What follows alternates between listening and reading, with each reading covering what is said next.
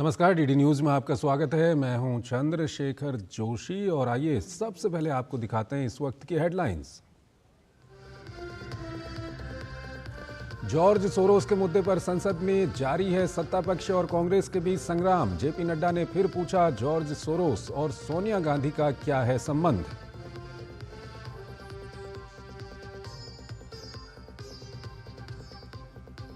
सभापति के खिलाफ अविश्वास प्रस्ताव पर राज्यसभा में जमकर हंगामा। बीजेपी ने कहा मुद्दे को भटकाने का प्रयास। इंडी गठबंधन ने सभापति की निष्पक्षता पर उठाए सवाल।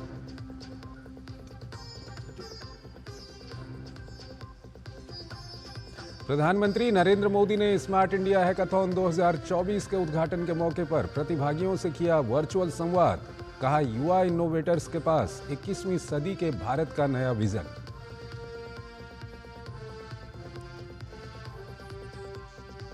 पीएम मोदी ने तमिल कवि और स्वतंत्रता सेनानी सुब्रमण्यम भारती की 143वीं जयंती पर जारी किया उनकी संपूर्ण रचनाओं का संग्रह।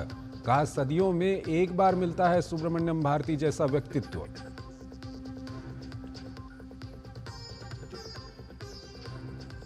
असम में अवैध घुसपैठियों को रोकने के लिए राज्य मंत्रिमंडल का बड़ा फैसला। मुख्यमंत्री हेमंत बिस्वा शर्मा ने कहा, आधार कार्ड सत्यापन प्रक्रिया होगी सख्त ताकि कोई भी संदिग्ध व्यक्ति आधार कार्ड न बनवा सके।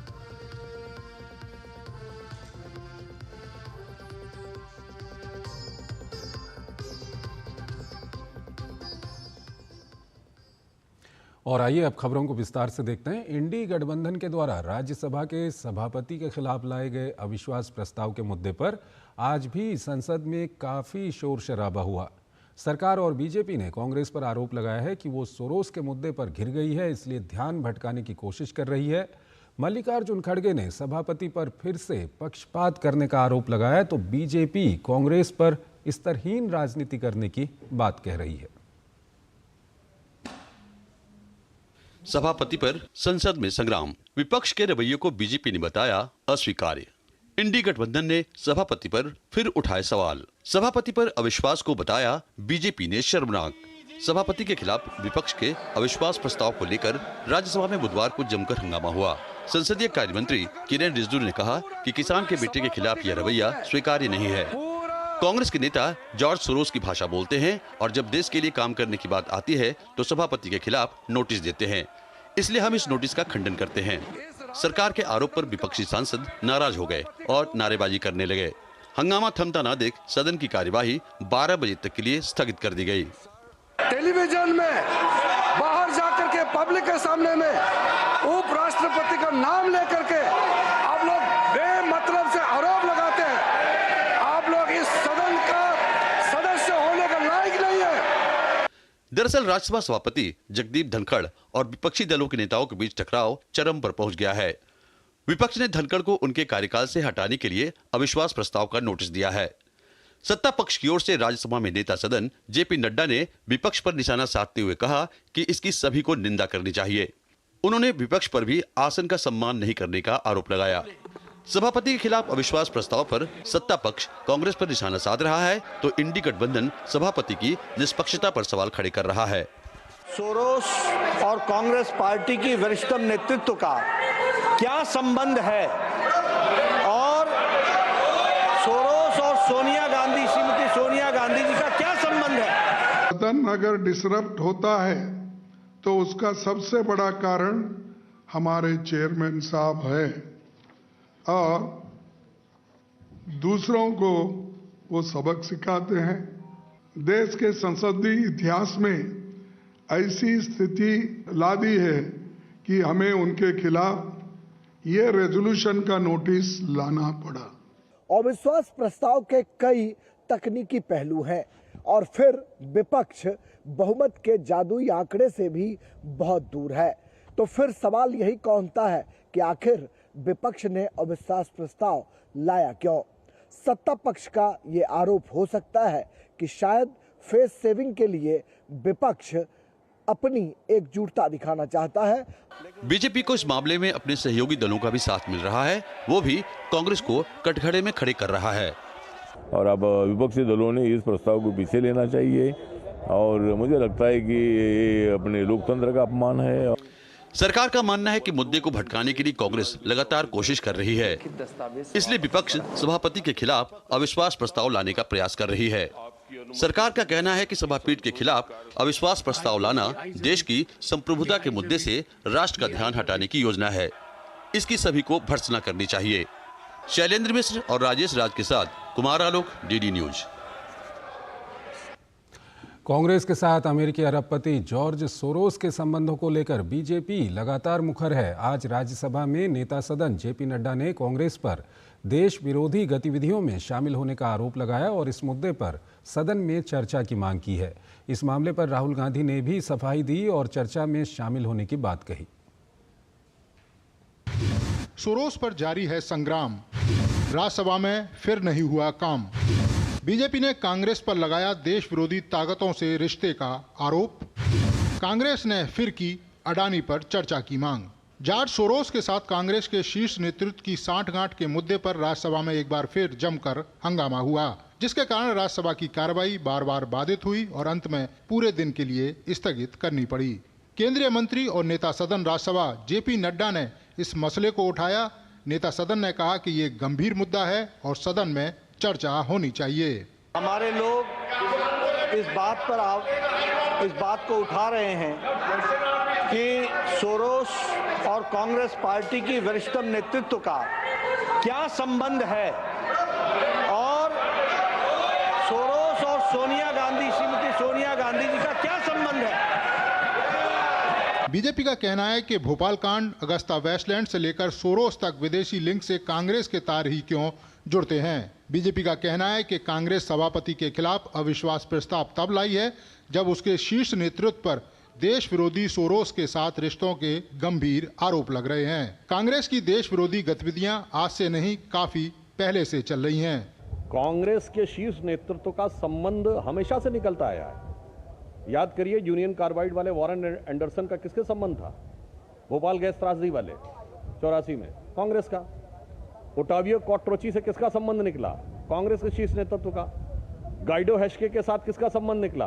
कांग्रेस के शीर्ष नेतृत्व का। Christian Michel Agusta Westland deal में कांग्रेस के शीर्ष नेतृत्व का। अब जॉर्ज सोरोस कांग्रेस के शीर्ष नेतृत्व का।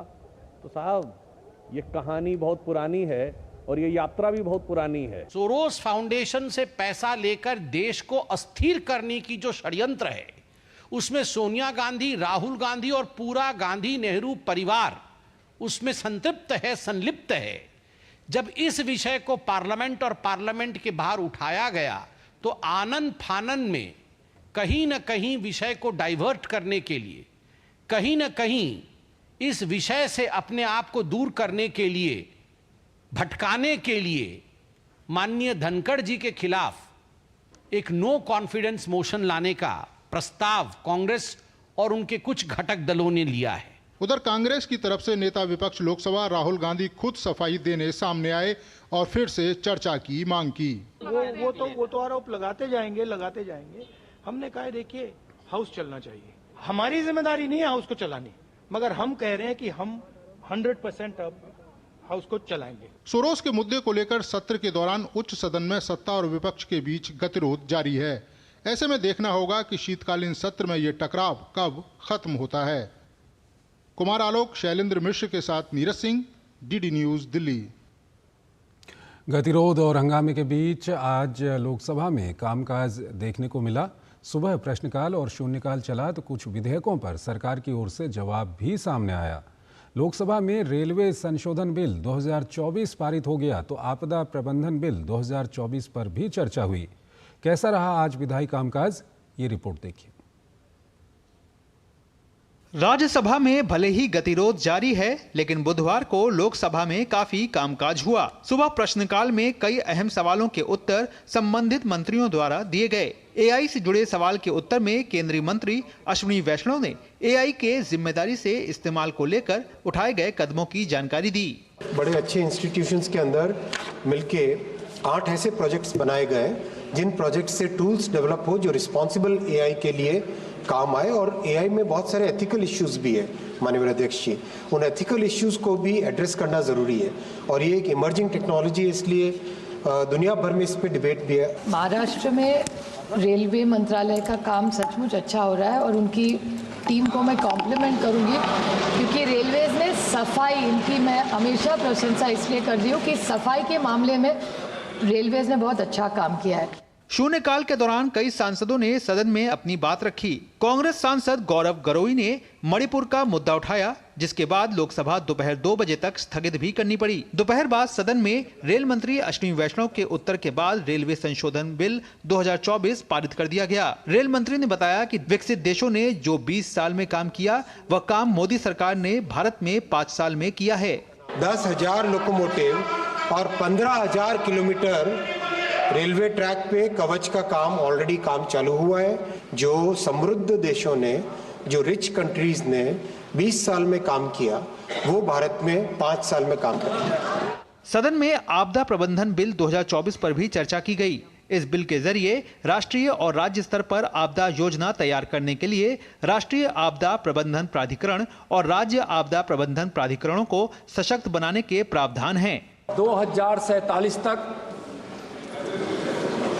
माननीय प्रधानमंत्री जी का संकल्प है कि भारत को विकसित भारत बनाना है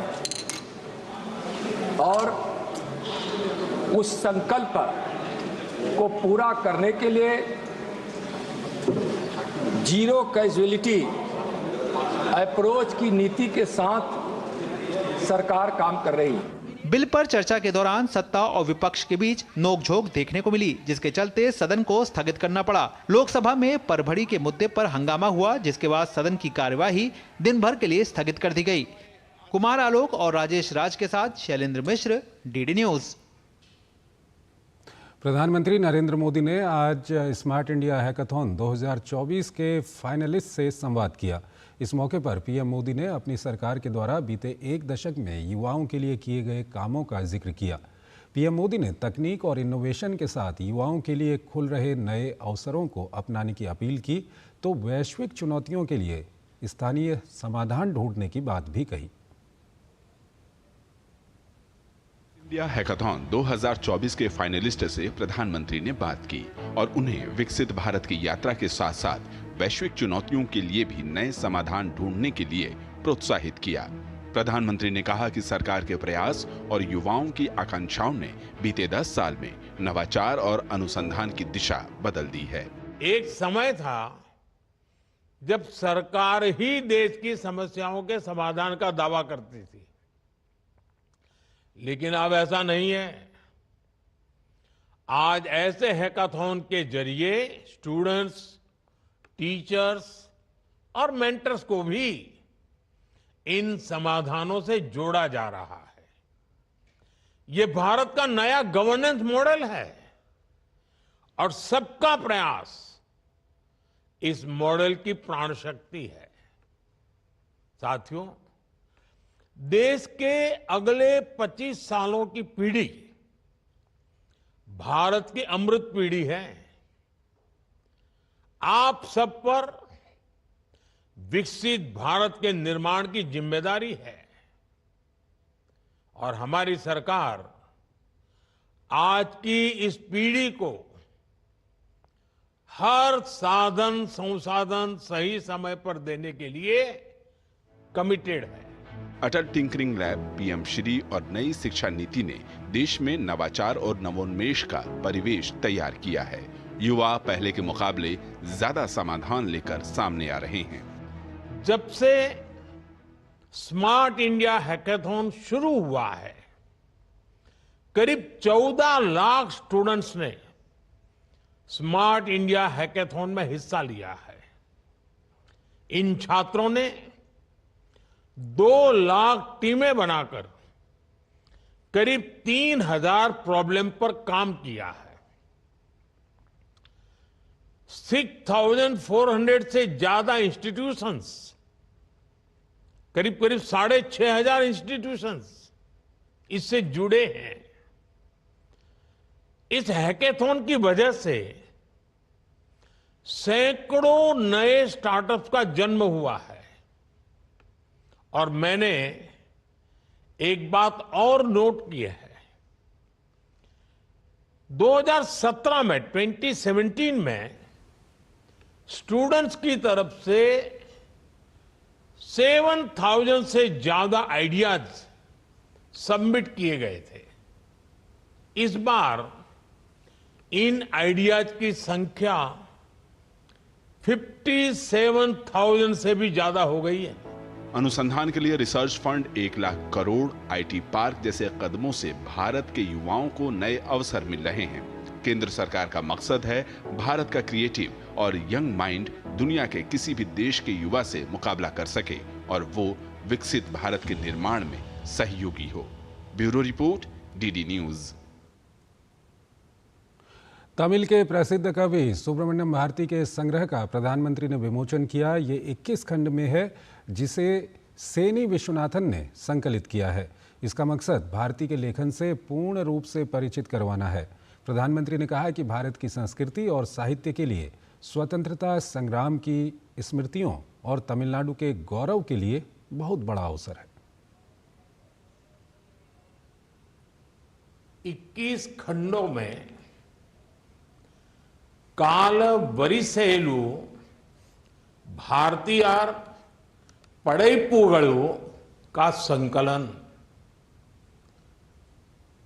6 दशकों की अथक मेहनत का ऐसा साहस, ये असाधारण है, अभूतपूर्व है।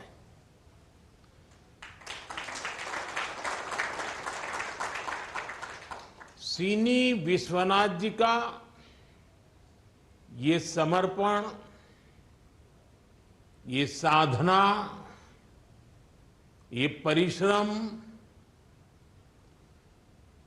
मुझे पूरा विश्वास है आने वाली पीढ़ियों को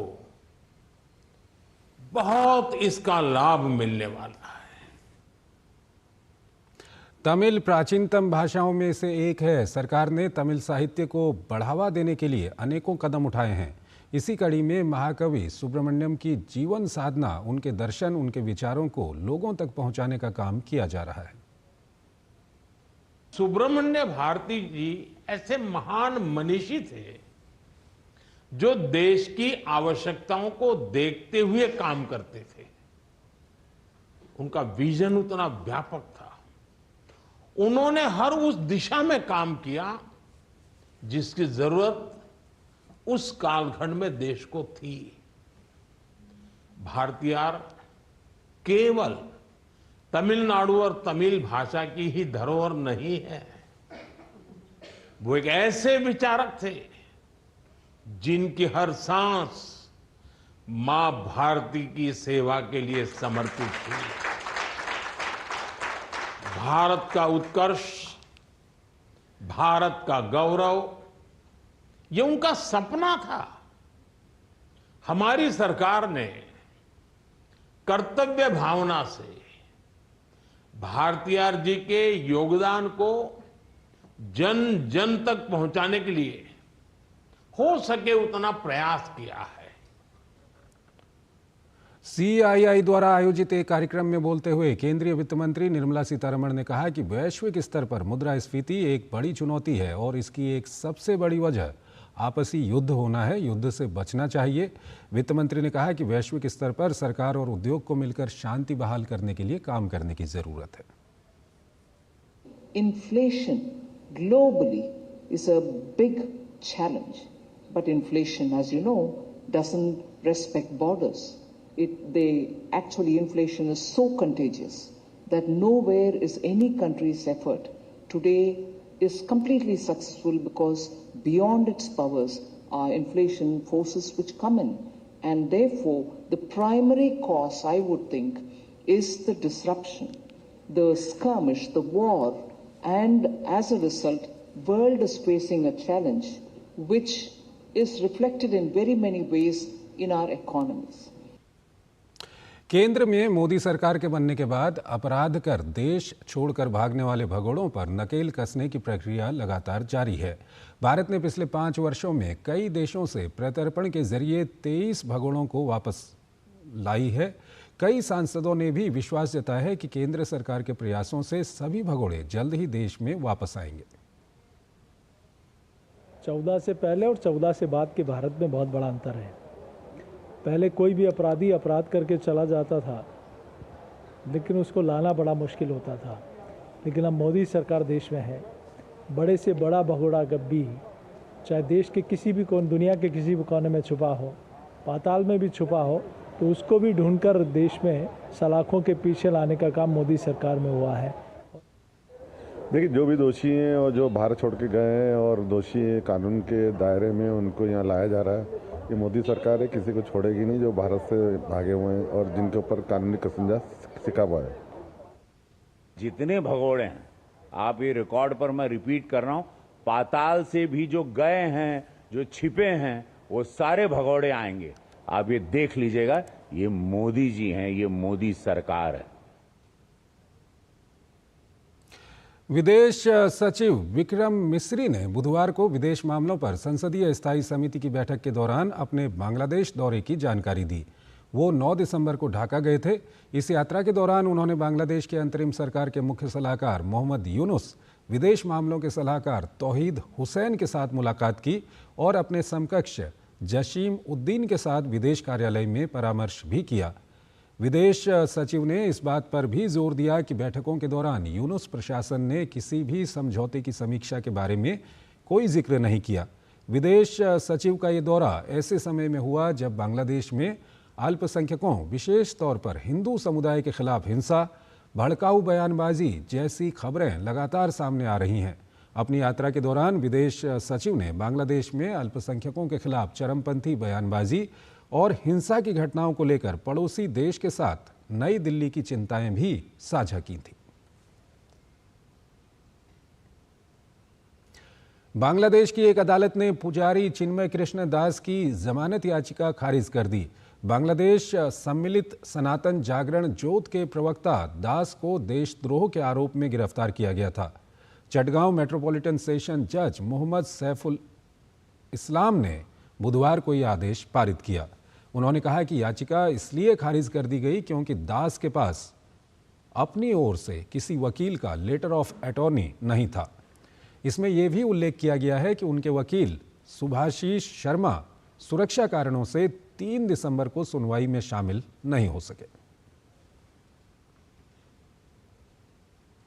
बांग्लादेश से लगातार लोगों का पलायन जारी है। इस अवैध घुसपैठ को रोक लगाने के लिए बांग्लादेश से सटे भारत के पूर्वोत्तर राज्य असम ने सख्त नियम लागू किया है। राज्य में अब आए अवैध प्रवासियों को आधार कार्ड सत्यापन के जरिए पहचान की जाएगी। सीएम हेमंत बिस्वा शर्मा ने साफ कर दिया है कि बांग्लादेश से आए अवैध लोगों को असम में रहने नहीं दिया जाएगा। इसके लिए राज्य सरकार ने कार्रवाई के भी आदेश दे दिए हैं। सीएम हेमंत बिस्वा शर्मा ने कहा कि असम कैबिनेट ने फैसला किया है कि आधार कार्ड सत्यापन के लिए सामान्य प्रशासन विभाग नोडल विभाग होगा। जिला स्तर पर जिला आयुक्त आधार नामांकन सत्यापन के लिए एक एडीसी नियुक्त किया जाएगा। उन्होंने कहा कि आधार सत्यापन प्रक्रिया को सख्त करेंगे ताकि कोई भी संदिग्ध व्यक्ति आधार कार्ड न बनवा सके।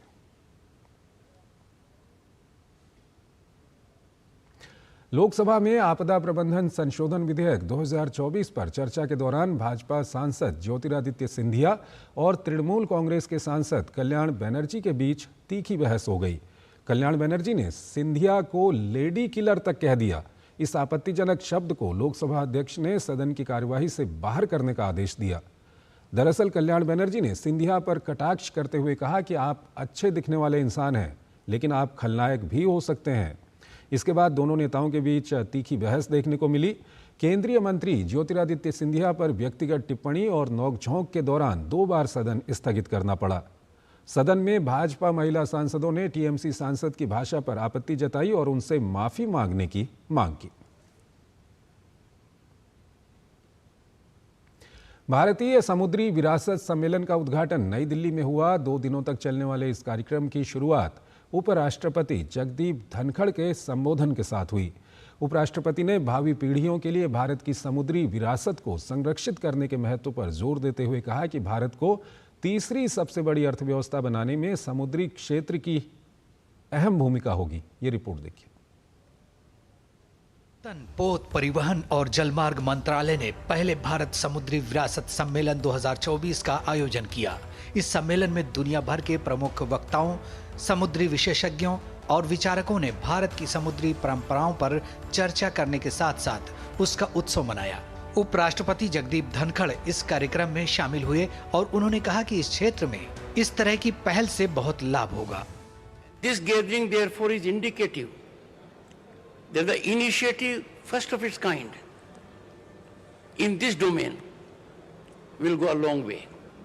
For last decade, we have seen many firsts in this country. This is one amongst many firsts in this country where initiatives have been taken in varied fields. This one in maritime heritage. केंद्रीय पत्तन, पोत, परिवहन और जलमार्ग मंत्री सर्बानंद सोनोवाल ने नई दिल्ली के यशोभूमि कन्वेंशन सेंटर में पहले भारत समुद्री विरासत सम्मेलन का आधिकारिक तौर पर शुभारंभ किया, जिसका आयोजन 12 दिसंबर तक हो रहा है। अपने संबोधन में केंद्रीय मंत्री ने सम्मेलन की सराहना की और इसे प्रधानमंत्री नरेंद्र मोदी की दूरदर्शी नेतृत्व में एक महत्वपूर्ण आयोजन बताया। In the last 10 years, whatever success stories are being created, it is only happening only because of our able leadership of our honorable Prime Ministers, and today it is his direction and also his vision which is helping us all the time to put our best possible effort to the growth of maritime trade, maritime industry and maritime voices. इस अवसर पर केंद्रीय मंत्री मनसुख मांडविया भी मौजूद रहे। भारत के समुद्री क्षेत्र की प्रशंसा करते हुए उन्होंने भारत की समुद्री विरासत के महत्व पर जोर दिया और बताया कि यह देश के इतिहास का अभिन्न अंग रहा है। लगभग 11 देशों के प्रतिनिधि इस 2 दिवसीय सम्मेलन में भाग ले रहे हैं। उन्होंने भारत की समृद्ध समुद्री विरासत से जुड़ने पर प्रसन्नता जाहिर की और इसकी सराहना भी की। दुनिया भर के विशेषज्ञों, इतिहासकारों और उत्साही लोगों की उपस्थिति में ये सम्मेलन न केवल भारत के इतिहास बल्कि उसके भविष्य को आकार देने में समुद्र की भूमिका पर विचार करने का एक अनूठा अवसर प्रदान करता है। Bureau report, DD news. भारतीय राजनीति के दिग्गज और भारत रत्न प्रणब मुखर्जी की आज जयंती है। इस खास दिन पर पीएम मोदी ने उन्हें याद किया है। एक तस्वीर साझा करते हुए पीएम ने लिखा है कि प्रणब बाबू एक अद्वितीय सार्वजनिक व्यक्ति थे, एक उत्कृष्ट राजनेता, एक अद्भुत प्रशासक और ज्ञान का भंडार। भारत के विकास में उनका योगदान उल्लेखनीय है। उन्हें सभी क्षेत्रों में आम सहमति बनाने की अद्वितीय क्षमता प्राप्त थी और ये शासन में उनके विशाल अनुभव और भारत की संस्कृति के साथ साथ लोकाचार के बारे में उनकी गहरी समझ के कारण थी। हम अपने राष्ट्र के लिए उनके दृष्टिकोण को साकार करने के लिए काम करते रहेंगे।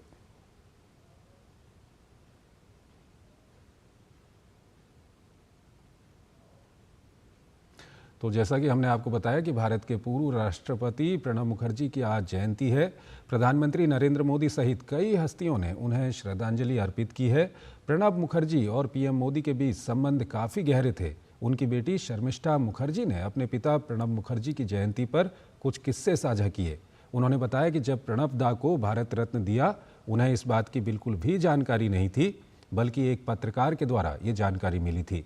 उन्होंने कहा कि मुझे बाद में पता चला कि प्रधानमंत्री ने बाबा को पहले फ़ोन किया था, लेकिन ये तब तक सार्वजनिक नहीं किया गया जब तक इसकी आधिकारिक घोषणा नहीं हुई थी। बाबा को जब भारत रत्न दिया गया, उनको भारत रत्न मिला, ये मुझे एक जर्नलिस्ट से पता चला और जर्नलिस्ट का फ़ोन आया कि मुझे बताने के लिए कि मुझसे पूछने के लिए कि दादा को भारत रत्न मिल रहे हैं क्या।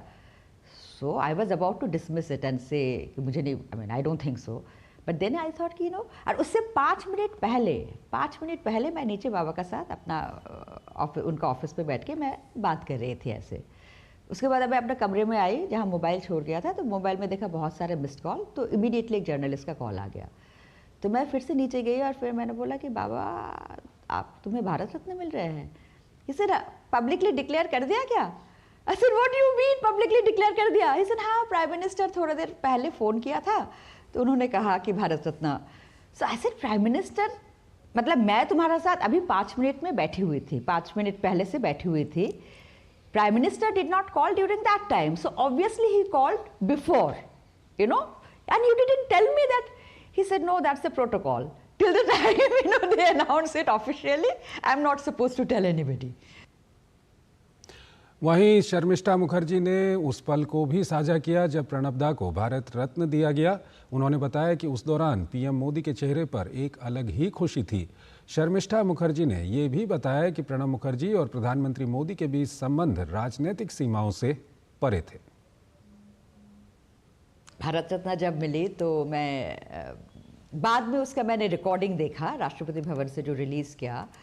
So I was seeing, the face, of Modi ji. So he was smiling, from here to here, till here to here, he was beaming, like he was very happy that, his government gave the Bharat Ratna. And देखिए, this is something I would really like to appreciate about the Modi government. इस दौरान शर्मिष्ठा मुखर्जी ने प्रणब दा के retirement के दिनों को याद करते हुए बताया कि कैसे उन दिनों में वो रहा करते थे। इसके साथ ही उन्होंने पीएम मोदी और प्रणब दा के बीच बातचीत के एक खास अंश को भी साझा किया। बाबा रिटायरमेंट की बात, प्रेसिडेंटशिप से रिटायरमेंट की बात, एक बार मैं मोदी जी से मिलने के लिए गई तो उन्होंने पूछा दादा कैसे हैं, तो मैंने बोला काम काज नहीं है, बाबा वाज ऑलवेज अ वर्कहॉलिक, आप ही जैसा तो थोड़ा डिप्रेस्ड हैं। उसके बाद मैं आके बाबा को बताया सारे बात, लेकिन ये डिप्रेशन वाला बात मैंने नहीं बताया कि काम का मुझे डांट पड़ेगी। नेक्स्ट डे रात को बाबा मुझे बुला के पूछ रहे हैं कि तूने प्राइम मिनिस्टर को क्या बोला, मैं डिप्रेस्ड हूँ। सो ऐसे नहीं, मैं ऐसे ही बोला कि तुम्हारा काम काज नहीं है, थोड़ा बहुत तो डिप्रेस्ड हो, तुम्हें कैसे पता चला?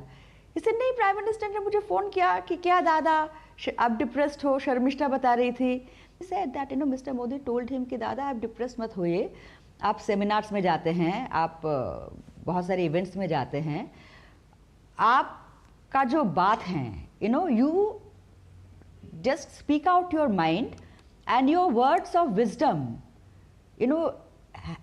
they have great value for the nation. I was very touched when Baba told me this that देखिए प्राइम मिनिस्टर का हजारों काम होते हैं, उस बीच में इतने सारे कामों का बीच में उन्होंने समय निकाल के पूछ रहे हैं कि क्या दादा आप डिप्रेस्ड क्यों हो, आप डिप्रेस्ड मत हो। एक बहुत बड़ी बात है। केंद्र सरकार ने ईपीएफओ खाता धारकों के हित में बड़ा निर्णय लिया है। अगले साल की शुरुआत से पीएफ खाता धारक अपने पीएफ की रकम सीधे एटीएम से निकाल सकेंगे।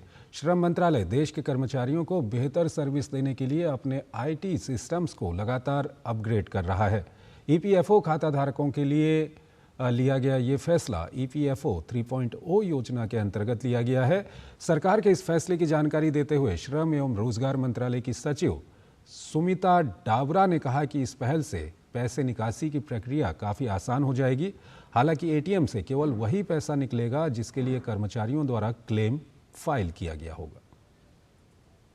हमारा जो एम्बिशन है वो है कि जो हमारे बैंकिंग का आईटी इंफ्रास्ट्रक्चर है जो कि इट्स ग्लोबली कंपेरेबल, तो हम ईपीएफओ में भी उस लेवल तक जाएं और आप जनवरी 2025 में भी देखेंगे कि हमारा आईटी का 2.01 वर्जन जब आ जाएगा ईपीएफओ में, आप देखेंगे कि ये सारे क्लेम्स और भी तेजी से सेटल हो रहे हैं और हम इसको और इजी बनाएंगे। वैश्विक अस्थिरता के बीच भारत की आर्थिक वृद्धि दर वित्त वर्ष 2025-26 में 7% रहने का अनुमान है। ये जानकारी बुधवार को जारी हुई एक्सिस बैंक की रिसर्च रिपोर्ट में दी गई। वैश्विक क्रेडिट रेटिंग्स एजेंसी की रिपोर्ट में कहा गया है कि वित्त वर्ष 2027 में जीडीपी वृद्धि दर बढ़कर 7% रहने का अनुमान है। इसके अलावा कहा गया कि चालू वित्त वर्ष के साथ ही आने वाले वर्षों में भी भारत दुनिया की सबसे तेजी से बढ़ती हुई अर्थव्यवस्था बनी रहेगी। रिपोर्ट में बताया गया है कि चक्र में बदलाव से भारत की विकास दर एक बार फिर से बढ़ जाएगी। रिपोर्ट के अनुसार हमारे नज़रिए से भारतीय अर्थव्यवस्था में वित्त वर्ष 2024-25 की पहली छमाही में ग्रोथ में आई कमी चक्रीय है। इसकी वजह मौद्रिक नीति में सख्ती और व्यापक स्थिरता पर ध्यान होने से क्रेडिट ग्रोथ को नुकसान होना है। हालांकि राजकोषीय खर्च बढ़ने और भारतीय रिजर्व बैंक आरबीआई द्वारा सीआरआर में कटौती से वृद्धि दर को सहारा मिलेगा। रिपोर्ट में बताया गया है कि भारत में राजनीतिक स्थिरता से भी वृद्धि दर को सहारा मिलेगा और वित्त वर्ष 2026 में भारत की वृद्धि दर 7% रह सकती है। दिल्ली स्थित कॉन्स्टिट्यूशन क्लब ऑफ इंडिया में नया भारत मोदी दृष्टि और विकास पुस्तक का विमोचन किया गया। इस कार्यक्रम में केंद्रीय मंत्री गजेंद्र सिंह शेखावत मुख्य अतिथि के रूप में उपस्थित रहे। उनके साथ प्रसार भारती के चेयरमैन नवनीत सहगल ने भी कार्यक्रम की शोभा बढ़ाई। पुस्तक के लेखक रवि पाराशर ने कहा कि इस पुस्तक में प्रधानमंत्री नरेंद्र मोदी ने जिस तरह अंतर्राष्ट्रीय स्तर पर भारत की छवि को मजबूत किया है, उसका विवरण है। नया भारत मोदी दृष्टि और विकास, ये पुस्तक असल में अगर देखें तो बूंद बूंद कर एक जैसे घड़ा भरता है उस तरह से लिखी गई है। मेरा एक ब्लॉग था, उसमें 2019 से लेकर 2024 तक मोदी सरकार की जो नीतियां हैं, उनके जो कार्यक्रम हैं, उनके जो विदेश दौरे हैं, अंतर्राष्ट्रीय स्तर पर जो भारत का दबदबा जिस तरह से बढ़ रहा है, उसको लेकर की गई मेरी सकारात्मक टिप्पणियां इस किताब में हैं।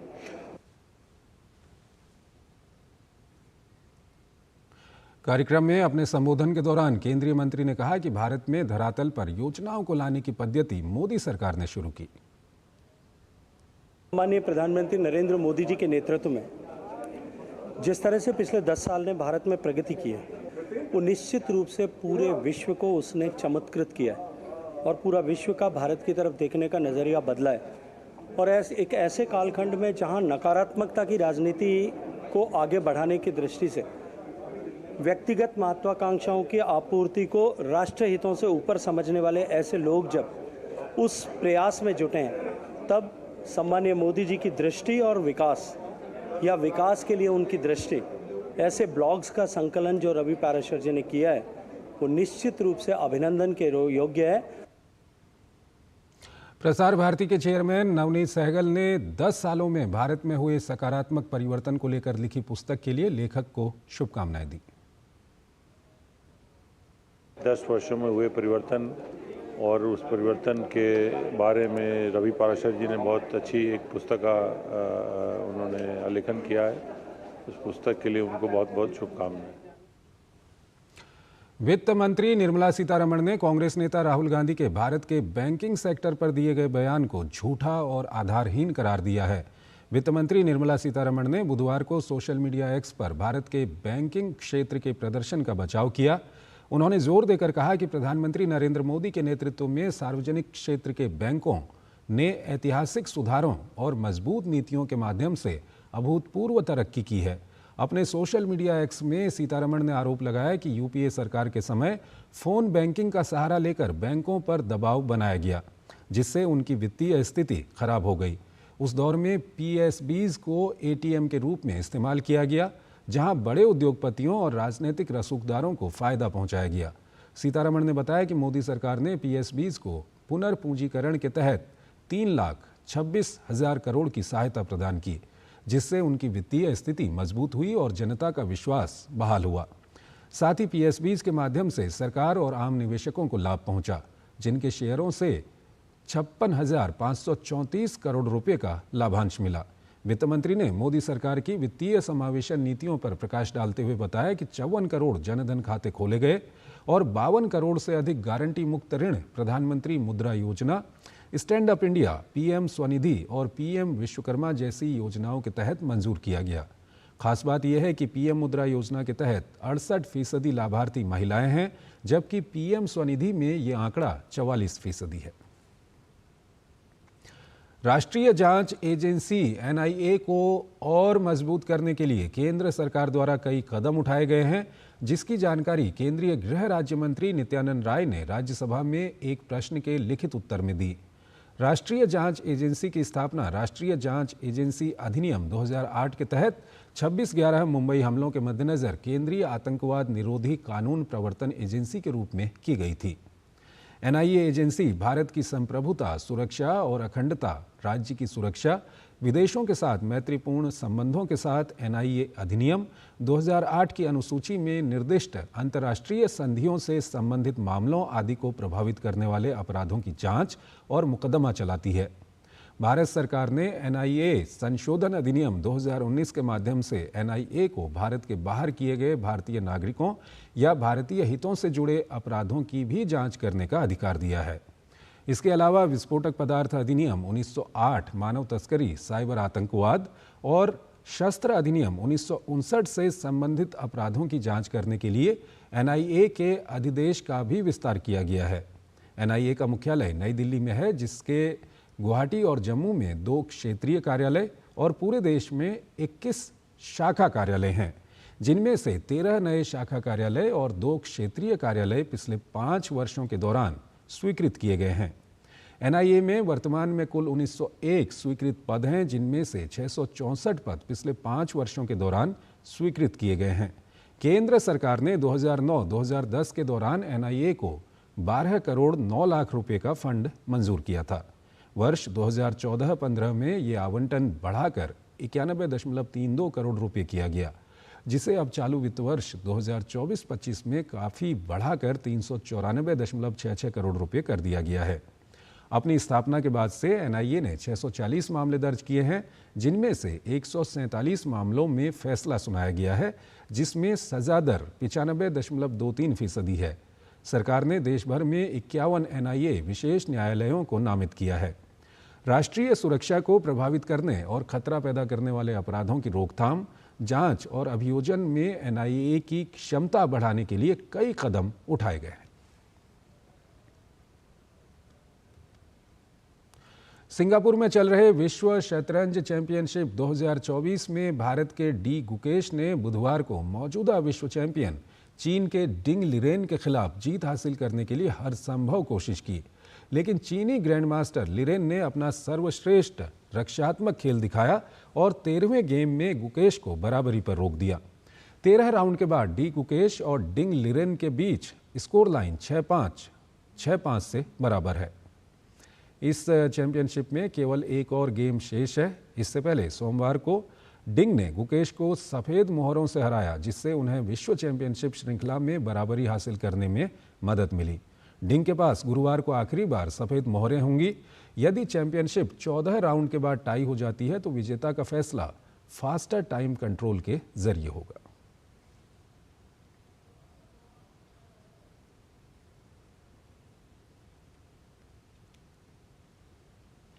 संसद का शीतकालीन सत्र लगातार विपक्ष के हंगामे की भेंट चढ़ रहा है। शीतकालीन सत्र के दौरान विपक्ष लगातार हंगामा करके संसद के सत्र को बाधित कर रहा है। राजधानी दिल्ली के लोग विपक्ष के इस रवैये से खासे नाराज हैं। संसद की शीतकालीन सत्र में विपक्ष के रवैये को लेकर लोगों से बातचीत की हमारे संवाददाता अमरेंद्र गुप्ता ने। संसद का शीतकालीन सत्र लगातार हंगामे की भेंट चढ़ रहा है।